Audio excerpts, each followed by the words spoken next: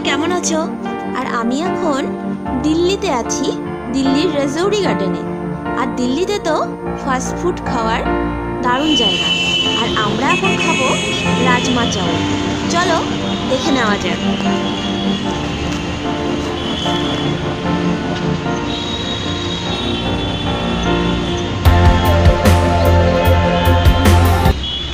দিল্লির ফেমাস খাওয়া রাজমা চাউল, সেটা আজকে খাবে।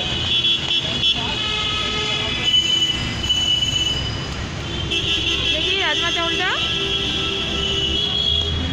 দারুণ, ওয়াও।